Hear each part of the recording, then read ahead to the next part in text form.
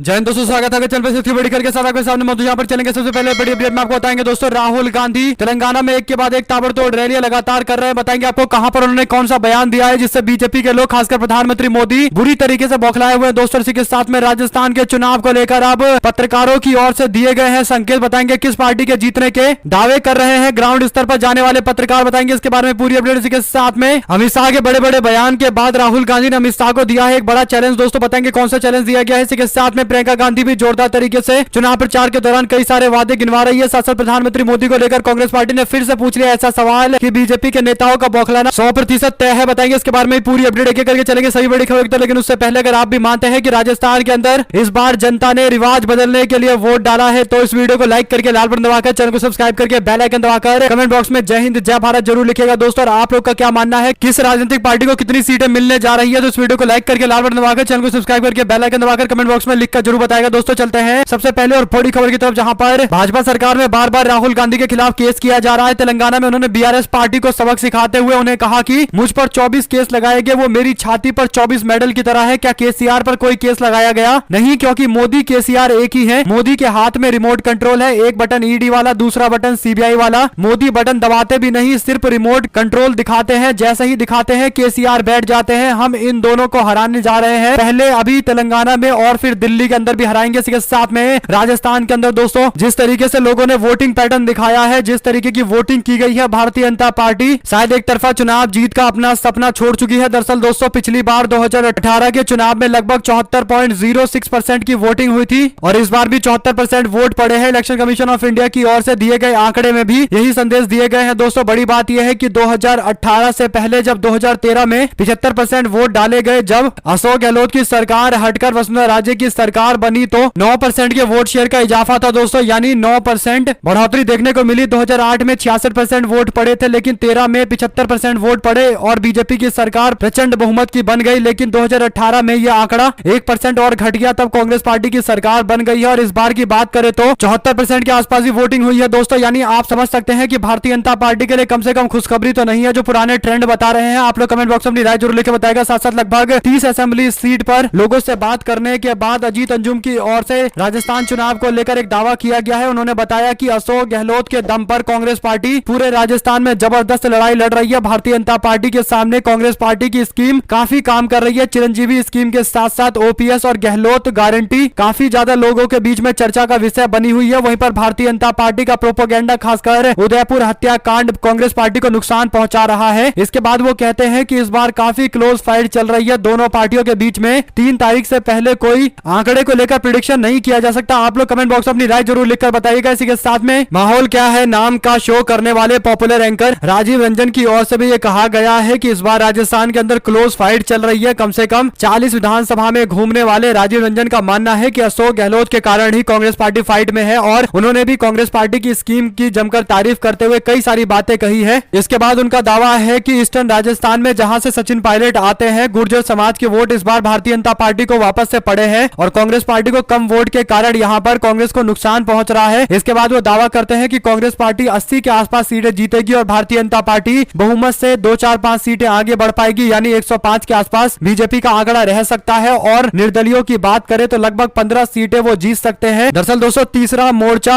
यानी हनुमान बेनीवाल की पार्टी और निर्दलियों के साथ साथ बागी कई सीटों पर खेल बिगाड़ रहे हैं। भारतीय जनता पार्टी के लगभग 20 बागी मैदान में उतरे हुए हैं। उनके चुनाव में उतरने के कारण कहीं ना कहीं माहौल को प्रिडिक्ट कर पाना काफी मुश्किल है और इसीलिए उनकी ओर से भी एक रेंज दिया जा रहा है। ऐसे में सब कुछ इस पर डिपेंड करेगा कि कांग्रेस पार्टी के नेता अशोक गहलोत के द्वारा जो योजनाएं लागू की गई है उनने धरातल में कितने वोट कांग्रेस पार्टी के खाते में कन्वर्ट किए हैं। साथ साथ तेलंगाना में राहुल गांधी ने केसीआर को जवाब देते हुए कहा कि जिस स्कूल में और जिस यूनिवर्सिटी में आप पढ़े हो उस यूनिवर्सिटी और स्कूल को कांग्रेस पार्टी ने बनाया है। आप बार बार पूछ रहे हो कि आपने क्या किया है, तो हमने आपके स्कूल और यूनिवर्सिटी बनाए हैं। साथ साथ राहुल गांधी एक बार फिर से हैदराबाद में पूरी रात बिताते दिखाई दिए। राहुल गांधी हैदराबाद के अशोक नगर इलाके में एक सार्वजनिक होटल में खाना खाने क्यों गए? वो चाहते तो एक बड़े हॉल में हजारों की संख्या में छात्रों को बुलाकर एक बढ़िया सा लेक्चर भी दे सकते थे। वो चाहते तो अपने कमरे में खाना ऑर्डर करके शांति से खा सकते थे। तो आखिर क्यों वो किसानों से मिलने के लिए उनके खेत में जाते हैं, ट्रक ड्राइवर से मिलने के लिए उनके ट्रक में जाते हैं, मैकेनिक से मिलने के लिए उनके वर्कशॉप पर जाते हैं, बढ़ई से मिलने के लिए उनके कारखाने पर जाते हैं, छात्रों से मिलने के लिए उनकी जगह पर जाते हैं? वजह बहुत साफ है। अगर किसी को समझना है तो उसकी जिंदगी को जानना है, उसकी समस्या का समाधान ढूंढना पहुंचना है तो उसके यहाँ जाना होगा, उसकी बातों और उसके दर्द, उसके तकलीफ, उसके आक्रोश, उसकी नाउमीदी को सुनना होगा। और कोई भी व्यक्ति अपनी आप बीती सबसे आसानी से अपनी जगह अपने घर में बयां करता है। राजनीति में नेताओं और लोगों के बीच में खाई को भर रहे हैं राहुल गांधी, इसीलिए देश का विश्वास लगातार उन पर बढ़ता जा रहा है। राहुल गांधी ने हैदराबाद में छात्रों से जाकर मुलाकात की थी। सोशल मीडिया पर इन्हीं तस्वीरों को शेयर करते सुप्रेश नेट की ओर से यह जानकारी दी गई है। दोस्तों इसके साथ में आपको बता दें 30 नवंबर को होने वाले हाई वोल्टेज तेलंगाना चुनाव को लेकर जुबानी जंग और राजनीतिक खींचतान ने मंच तैयार कर दिया है। चुनाव से पहले बढ़त हासिल करने की होड़ में हमलों और जुबानी हमलों का दौर लगातार जारी है। दोस्तों मुख्यमंत्री के चंद्रशेखर राव और बीआरएस पार्टी के कार्यकारी अध्यक्ष मंत्री केटीआर द्वारा की गई विवादास्पद टिप्पणी पर इलेक्शन कमीशन ऑफ इंडिया की ओर से नोटिस थमा दिया गया है। केटीआर को लेकर नोटिस थमाते हुए संयमता बरतने के लिए कहा गया है। कांग्रेस पार्टी के नेता सुरजेवाला की शिकायत पर यह आधारित फैसला है। नोटिस में कहा गया है कि टी वर्कर्स पर गोत्र के बारे में की गई टिप्पणी पर स्पष्टीकरण दिया जाए। टी वर्कर्स मीटिंग में केटीआर ने छात्रों का आश्वासन दिया था कि सरकारी नौकरियां भरी जाएंगी और इसके बाद उनके गोत्रों को लेकर गलत टिप्पणियां की गई थी, जिसके बाद ये कार्रवाई की मांग की गई थी। दोस्तों साथ साथ कांग्रेस पार्टी ने चुनाव आयोग से की बीजेपी की शिकायत, कहा बीजेपी ने मतदाताओं को प्रलोभन दिया है। छत्तीसगढ़ के अंदर कांग्रेस पार्टी ने मेहतारी योजना को लेकर निर्वाचन पदाधिकारी को शिकायत की है, लेकिन इस पर अभी तक कार्रवाई नहीं की। एक बार फिर से शिकायत करते हुए पार्टी के कई सारे नेता पहुंच गए हैं। साथ साथ आपको बता दें कि तेलंगाना में अमित शाह ने कहा हम ओबीसी मुख्यमंत्री बनाएंगे। इस पर राहुल गांधी की ओर से टिप्पणी करते हुए तंज कसा गया। उन्होंने कहा कि पहले आप 2% वोट तो लाइए, फिर मुख्यमंत्री की बात कीजिएगा। यानी भाजपा के पास 2% वोट भी नहीं है, लेकिन भाजपा के लोग मुख्यमंत्री बनाने की बड़ी बड़ी बातें कर रहे हैं। साथ साथ दोस्तों जितनी हमारी आबादी उतनी हमारी भागीदारी नारे के साथ बिहार के दरभंगा मेडिकल ग्राउंड में नोनिया बिंद बेलदार अति पिछड़ा समाज द्वारा नोनिया समाज महासम्मेलन का आयोजन किया गया। इस कार्यक्रम के उद्घाटन करता रहे बिहार सरकार के उप मुख्यमंत्री तेजस्वी यादव, जिन्होंने अपने मंच से बीजेपी पर निशाना साधते हुए कहा कि यूपी की योगी सरकार को लेकर लोग कहते हैं कि मुख्यमंत्री जी घंटी बजवा रहे हैं और वहां के युवा बिहार में आकर नौकरियां पा रहे हैं। नोनिया समाज महासम्मेलन को संबोधित करते हुए उन्होंने केंद्र सरकार पर कटाक्ष करते हुए कहा कि बीजेपी सबसे बड़ी झूठ पार्टी है, सिर्फ लड़ाई दंगा फसाद कराती है। अब तो यूपी के लोग कहते हैं कि वहां के मुख्यमंत्री जो बाबा है वो सिर्फ घंटा बजवा रहे हैं, और लेकिन नौकरियां लेने के लिए लोगों को बिहार आना पड़ रहा है। साथ साथ दोस्तों बहुत हुआ इंतजार, बिहार के विशेष राज्य के दर्जे की मांग का अभियान और तेज हो गया। भीम संसद में नीतीश कुमार ने गरजते हुए स्पष्ट कर दिया है कि वो बिहार के लिए स्पेशल पैकेज की मांग करेंगे और पूरे बिहार में इसे लेकर एक कार्यक्रम चलाया जाएगा। यानी 2024 का चुनाव बिहार को विशेष राज्य का दर्जा दिलाने पर सेट किया जा रहा है। दोस्तों यानी भाजपा सरकार पर पूरी तरीके से दबाव बनाने के प्रयास किए जा रहे हैं। इसी के साथ में राजस्थान तक ने रिपोर्ट में जानकारी दी है कि बीजेपी 105 से 110 सीटें जीत सकती है। कांग्रेस पार्टी 75 से 80 सीटें राजस्थान में जीत सकती है। आदर्श को 15 से 18 सीटें मिल सकती है। ये प्रेडिक्शन वही संकेत दे रहे हैं कि काफी क्लोज फाइट चल रही है, क्योंकि बहुमत के आंकड़े के आसपास ही है। भारतीय जनता पार्टी 10-12 सीटों पर इधर से उधर खेला होने पर पूरी तरीके से समीकरण पलट जाएंगे, इसमें कोई दो राय नहीं है। आप लोग कमेंट बॉक्स में अपनी राय जरूर लिखकर बताइएगा। आपको बता दें कि कांग्रेस पार्टी के नेता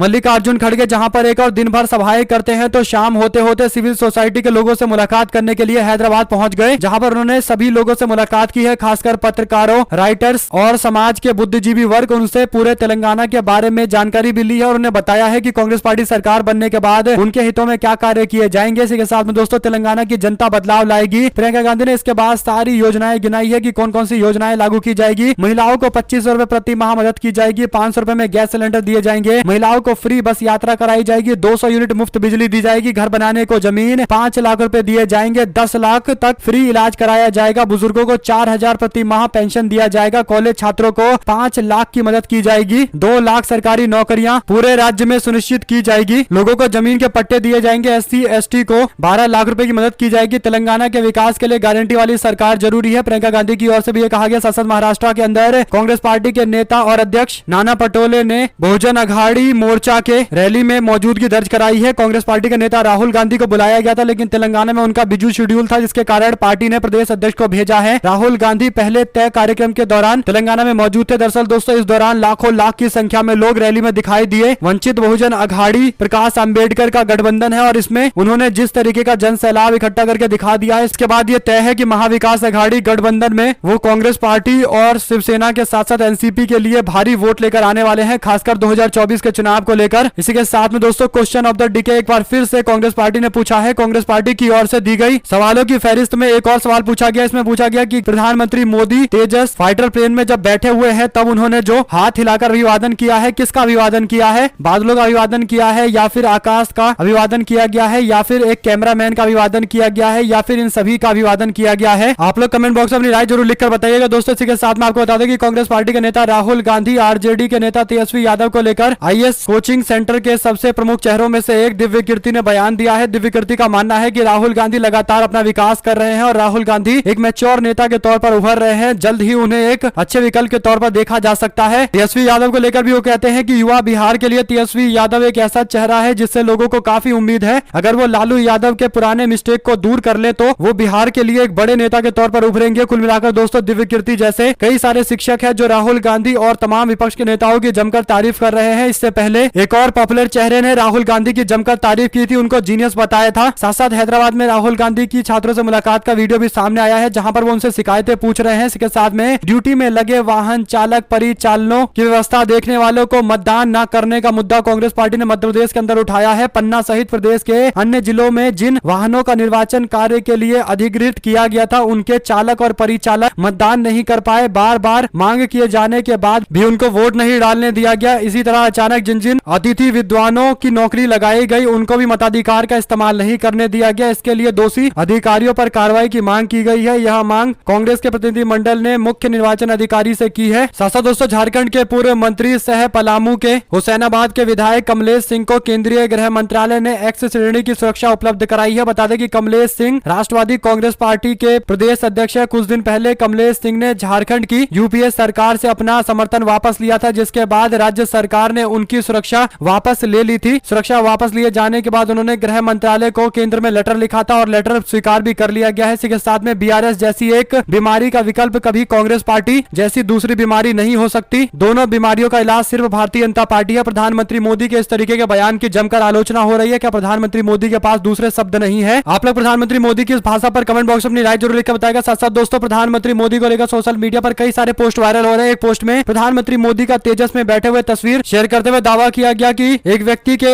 दोस्त जो बीजेपी का भक्त है उसने पूछा कि प्रधानमंत्री मोदी की ये तस्वीर देखो, प्रधानमंत्री क्या नहीं कर सकते? तो इस पर जवाब देते हुए उस व्यक्ति ने कहा कि प्रधानमंत्री प्रेस कॉन्फ्रेंस नहीं कर सकते। इसके बाद बीजेपी समर्थक की ओर से कोई जवाब सामने नहीं आया। पूरे मामले पर शशि थरूर की ओर से भी जमकर मजे लिए गए हैं। शशि थरूर ने कहा कि प्रधानमंत्री मणिपुर भी नहीं जा सकते हैं, यानी प्रधानमंत्री मोदी तेजस फाइटर प्लेन में बैठे थे, अगर चाहते तो वहां से भी बड़ी जल्दी मणिपुर पहुंच जाते। कुल मिलाकर दोस्तों प्रधानमंत्री मोदी को लेकर इस तरीके से तंज भी कसे जा रहे हैं। साथ साथ तेलंगाना में राहुल गांधी के सामने एक महिला बुजुर्ग आती है, वो तेलंगाना में राहुल गांधी और कांग्रेस पार्टी से अपने इतिहास के बारे में बताती है। कहते हैं कैसे उनको इंदिरा गांधी ने घर दिया था रहने के लिए। ट्रांसलेट करते हुए व्यक्ति तेलंगाना में राहुल गांधी को पूरी जानकारी देता है। सोशल मीडिया पर वीडियो काफी शेयर किया जा रहा है क्योंकि महिला को कांग्रेस पार्टी के विकासों की याद है, जबकि भारतीय जनता पार्टी और बीआरएस पार्टी के लोग पूछ रहे हैं कि कांग्रेस पार्टी ने क्या किया था। उनके लिए शायद इस बुजुर्ग महिला का जवाब काफी होना चाहिए। साथ साथ दोस्तों पिछड़ा दलित आदिवासी जो समीकरण समाजवादी पार्टी ने बनाए हैं उन समीकरण को और मजबूत करने के लिए अखिलेश यादव चेन्नई पहुंचे हैं। 2 दिवसीय चेन्नई की उनकी यात्रा को लेकर और भी जानकारी नहीं दी गई है, लेकिन क्योंकि वो जिस इलाके में गए हैं उसमें इंडिया गठबंधन की सरकार है तो माना जा रहा है कि डीएमके के साथ बातचीत करने के लिए शायद अखिलेश यादव चेन्नई के दौरे पर गए हैं। साथ दोस्तों छत्तीसगढ़ के मुख्यमंत्री भूपेश बघेल करीमनगर में पार्टी कार्यकर्ताओं को संबोधित करने के लिए तेलंगाना पहुंचे। वारंगल के वेस्ट में भी उनकी रैली हुई है। इस दौरान भारी संख्या में लोग उनको सुनने के लिए आए थे, जो स्पष्ट तौर पर संदेश देता है कि कांग्रेस पार्टी का ग्राफ लगातार राज्य में बढ़ता जा रहा है। इसी के साथ में कांग्रेस पार्टी ने एक बस का टिकट शेयर किया है जिसमें लोगों से 0 रुपए मांगे जा रहे हैं। ये कहा गया है कि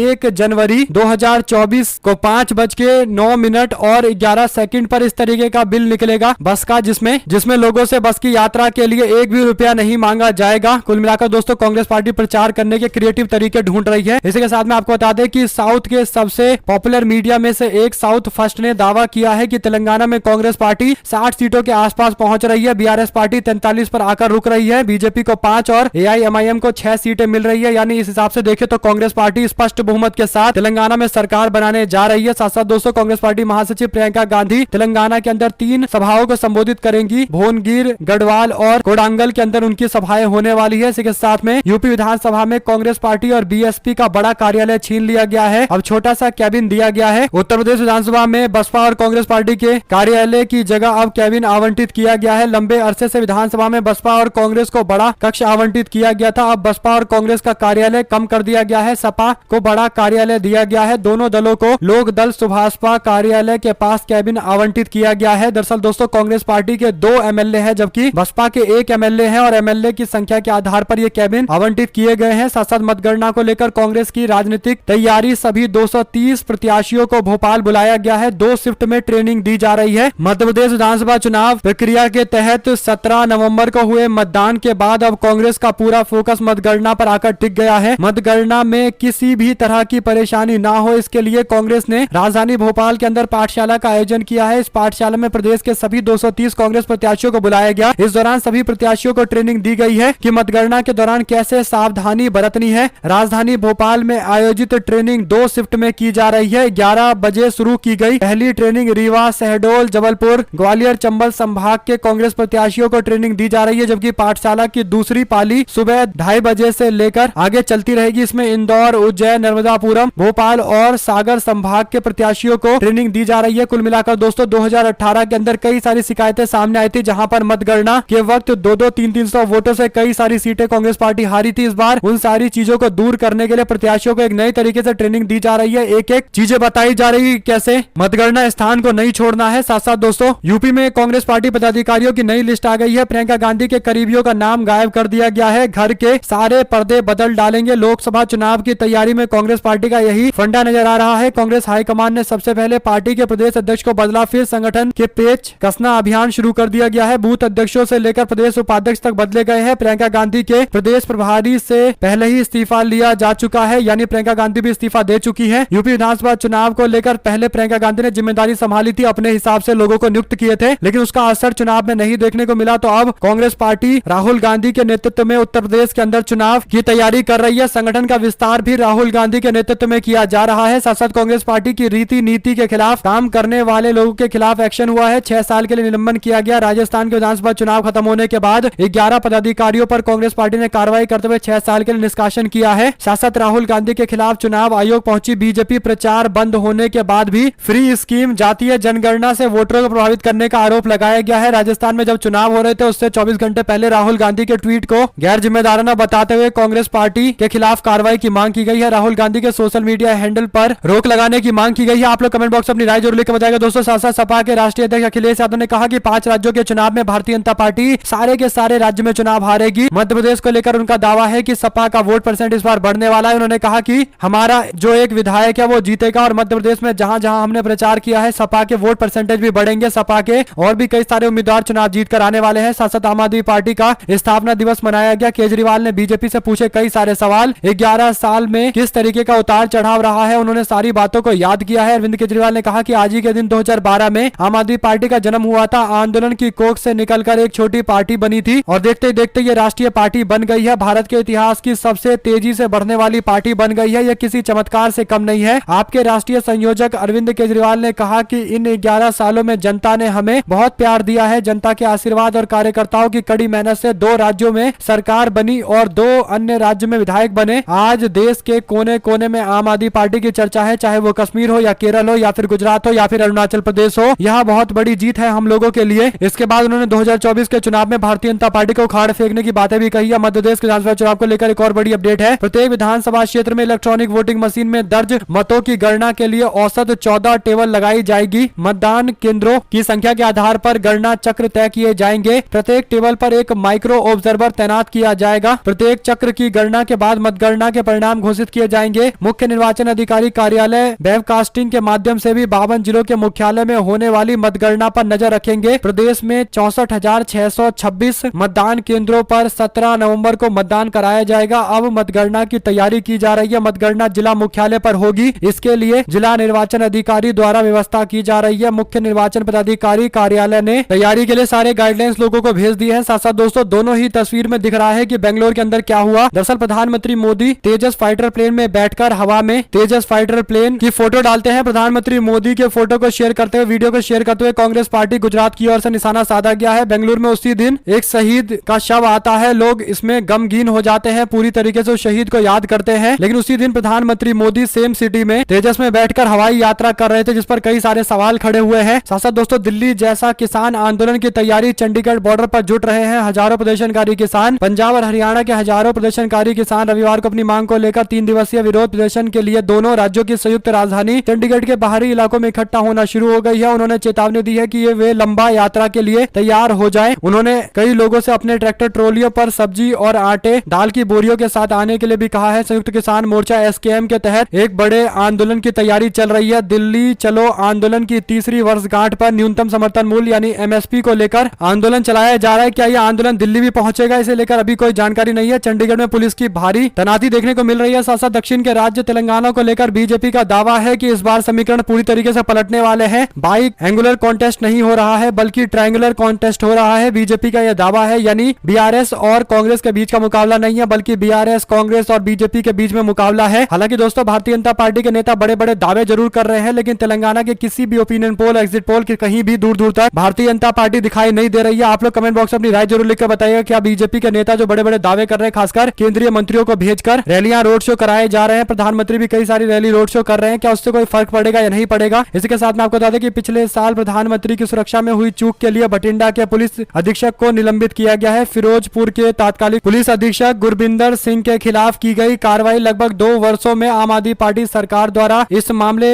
में की गई पहली कार्रवाई है। सुप्रीम कोर्ट द्वारा नियुक्त समिति ने अगस्त 2022 में सुरक्षा में चूक के लिए फिरोजपुर के तात्कालिक वरिष्ठ एसपी हरमनदीप सिंह हंस को दोषी करार दिया था। इसी के साथ में एक और बड़ी अपडेट शिक्षा नीति से जुड़ी हुई है, जहां पर छात्रों के संगठन ने फैसला लिया है कि वो संयुक्त तौर पर नई शिक्षा नीति का विरोध करेंगे। विपक्षी इंडिया गठबंधन दलों से जुड़े 16 छात्र संगठनों ने केंद्र सरकार के राष्ट्रीय शिक्षा नीति के खिलाफ प्रदर्शन करने के लिए यूनाइटेड स्टूडेंट ऑफ इंडिया का गठबंधन किया है। यानी दोस्तों इंडिया गठबंधन का फायदा छात्र राजनीति में भी देखने को मिल रहा है। छात्र भी एकजुट होकर, एकजुटता के साथ इंडिया गठबंधन के तर्ज पर अपना छात्रों का इंडिया गठबंधन बनाकर मैदान में उतरे हुए हैं। यानी अब निचले स्तर पर भी पूरी तरीके से राजनीति एक्टिव हो गई है दोस्तों, और छात्रों में भी अगर एकजुटता दिखाई दे रही है तो इसका सीधा मतलब यह है कि 2024 के चुनाव में बीजेपी को सबसे बड़ी चुनौती मिलने जा रही है, क्योंकि युवा भी एकजुट होते जा रहे हैं सारे इंडिया गठबंधन राजनीतिक दलों के। और अगर सोचिए पूरे इंडिया के अंदर विरोध प्रदर्शन किया गया और जितने भी पॉलिटिकल पार्टी है इंडिया गठबंधन में उनके छात्र संगठनों ने एकजुट मिलकर किसी मुद्दे को उठा दिया तो दूर तक मैसेज जाएगा, इसमें कोई दो राय नहीं है। आप लोग कमेंट बॉक्स में अपनी राय जरूर लिखकर बताएगा। साथ साथ ईडी के खिलाफ कोर्ट में तमिलनाडु सरकार पहुंची है, कहा केंद्र विपक्षी राज्यों को कमजोर करने की कोशिश कर रहा है। ईडी ने रेत खनन के कथित अनियमितताओं के संबंध में तमिलनाडु के 10 जिला कलेक्टर को समन जारी किया था। इसके खिलाफ मद्रास हाईकोर्ट का रुख करते हुए राज्य सरकार ने कहा कि मनी लॉन्ड्रिंग निवारण अधिनियम यानी पीएमएलए के तहत ईडी ये कार्रवाई कर रही है और उन मामलों में दखल दे रही है जो राज्य के अधिकार क्षेत्र में आता है। यानी अगर किसी अधिकारी ने भ्रष्टाचार किया है तो राज्य सरकार की जिम्मेदारी है उस भ्रष्टाचार को दूर करने की या फिर उसकी गिरफ्तारी करने की। लेकिन ये कौन से कानून के तहत कार्रवाई की जा रही है कि राज्य सरकार के अधिकारियों को नोटिस दिया जा रहा है। आप लोग की जो भी राय हो लिखकर जरूर बताएगा। हमारे साथ लगातार जुड़े रहने के लिए सभी दोस्तों, भाइयों, बहनों, मित्रों का बहुत बहुत धन्यवाद। दोस्तों कमेंट बॉक्स में आप लोग अपनी राय जरूर लिखकर बताइएगा। देख रहे थे आप लोग का अपना